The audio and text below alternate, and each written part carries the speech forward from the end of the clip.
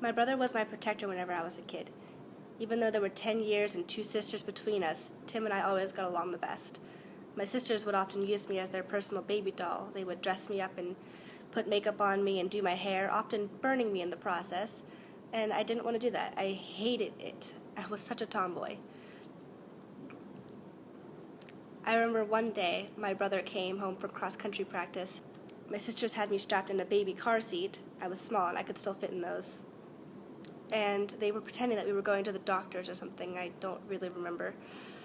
But I was miserable and I hated it and I did not want to do that. So he came home, he saw what was happening, just came over, unbuckled me, picked me up and took me outside, and we threw a baseball around. It made me happy. Whenever I was 8 and my brother was 18, he had just graduated high school, and it was 2002. 9/11 had just happened in September, and everyone was pretty shaken up. It was still fresh in our minds. My brother felt that he had to go to the Army to protect his country, so that's exactly what he did. Right after he graduated, he was shipped off to Fort Knox, Kentucky for basic training. And it was 2 months before I could see him again. And finally, whenever I could, it was family weekend, so we all drove down to Fort Knox and spent time with him. We saw him, hugged him, asked him how he was doing, asked him how basic training was going and everything. And it was just like old times. He would make fun of me, I would make fun of him, we would play and run around, and I would do his physical training with him. And it was a lot of fun. And then the weekend ended, and I had to say goodbye. I was 8, so I knew what this goodbye was actually going to mean. I probably wasn't going to see him for a very long time. So he said his goodbyes to everyone, and he hugged them, told them to be good, but with me it was different.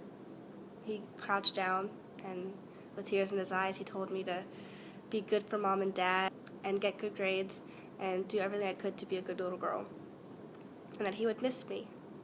He whispered in my ear that he would miss me the most. And after that, we left to go back to Pennsylvania. You'd think that this story is going to end with my brother dying in some kind of combat situation, but no, he's still alive. It's just, he's not the same man he was before. War changes you, and it definitely changed my brother. I didn't know it was going to be another 10 years and several tours in Iraq and Afghanistan before I could see him again. But I can see him and I can talk to him. He is no longer the kind and caring and spontaneous guy that he was before. He wasn't that brother anymore. I mean, he's still kind and caring, but there's something missing. He's not spontaneous. He's very cold and calculated sometimes. And I do miss him.